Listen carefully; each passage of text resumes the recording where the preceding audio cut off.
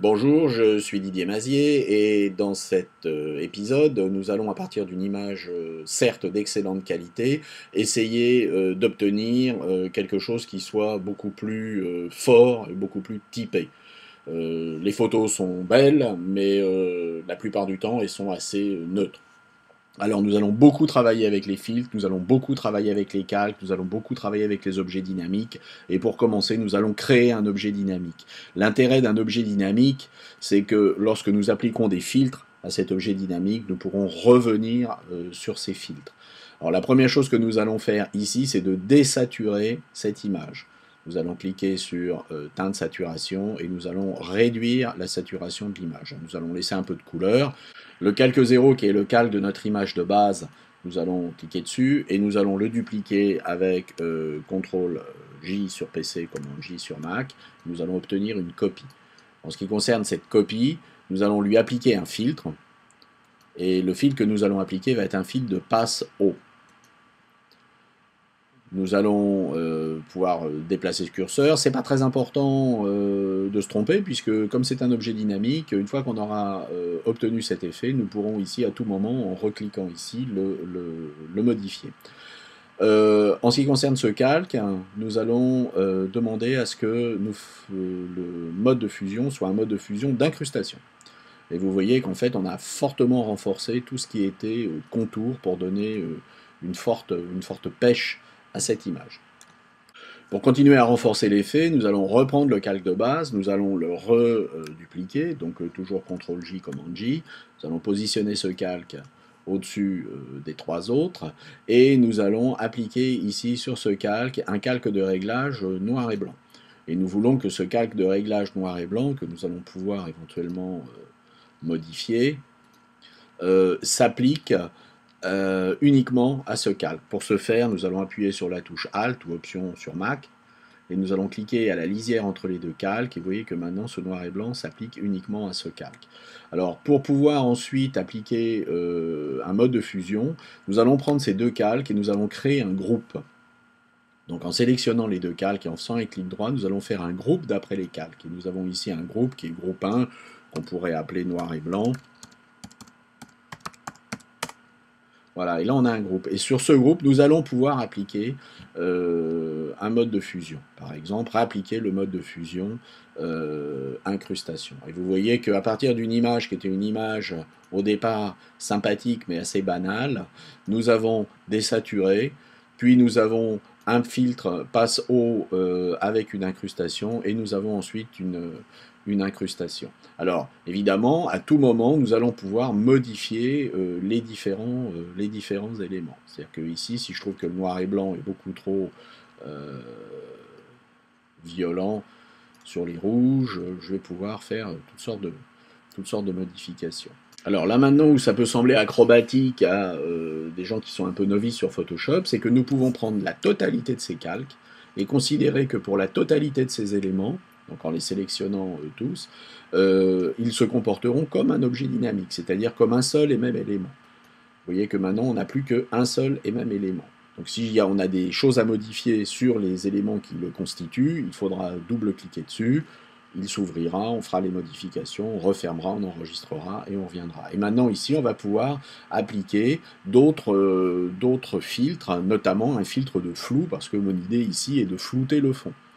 Donc pour flouter le fond, nous allons appliquer ici un filtre de flou. Nous n'allons pas travailler avec les filtres de flou traditionnels type flou gaussien, mais nous allons faire un travail sur le flou profondeur de champ, c'est-à-dire ouvrir le nouvel outil qui permet de travailler les flous.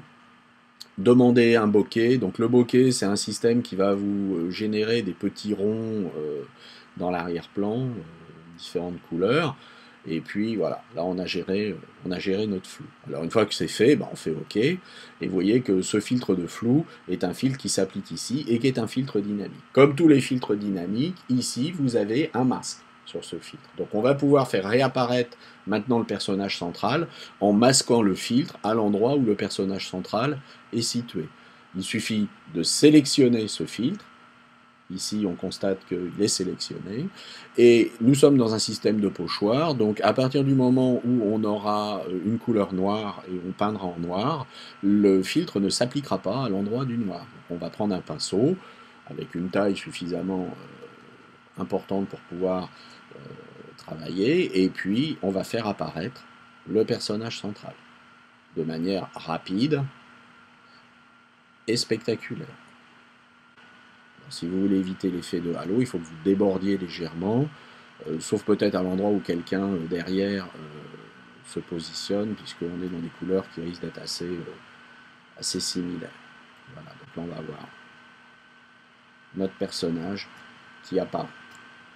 Si vous avez fait des erreurs, vous repassez en blanc et vous régénérez du flou là où vous le souhaitez. On peut également travailler sur d'autres fils, par exemple on peut souhaiter assombrir le fond. Pour ça, ça va être très simple, hein. Il va suffire ici de travailler par exemple avec un filtre de courbe, et puis sur ces courbes on dit voilà, on va assombrir légèrement le fond. Et puis en ce qui concerne le masque, on peut récupérer le masque qui est ici de manière à avoir exactement les mêmes protections. Alors pour récupérer le masque, il y a différentes manières. La plus simple que j'ai trouvée, c'est de supprimer le masque existant. Ici, de récupérer avec la touche commande sur Mac ou contrôle sur PC, en cliquant sur la vignette, on récupère la sélection, et une fois que la sélection est récupérée, lorsqu'on va créer un masque, il va être basé automatiquement sur la sélection. Vous voyez qu'ici on a créé automatiquement un masque, on n'a pas eu besoin de faire des copier-coller compliqués. Si on ouvre le logo Legends LFL, on peut faire un copier, CTRL-C, et puis revenir sur notre image et coller ce logo au milieu. Ensuite, avec CTRL-T, on va pouvoir transformer. Alors pour transformer, vous appuyez sur la touche Alt pour partir du centre. Et puis vous allez également appuyer sur la touche majuscule, ce qui fait que vous aurez quelque chose d'homothétique. Vous voyez, ça s'agrandit jusqu'à ce que vous l'ayez à la taille à laquelle vous le souhaitez. Bon, ici c'est bon.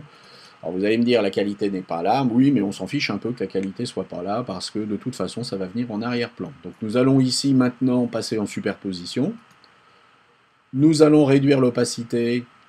Alors plutôt que de rentrer une valeur ou d'aller sur le curseur, vous pouvez cliquer sur le nom opacité et automatiquement, vous voyez, ça descend. Voilà. Et là, on peut considérer qu'on est bon avec une opacité autour des 50%.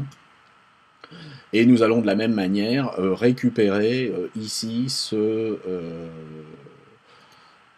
cette sélection. Donc vous voyez, la sélection est récupérée, hein, donc avec commande, on clique sur la vignette, ou contrôle, on clique sur la vignette, donc contrôle sur PC, commande sur Mac.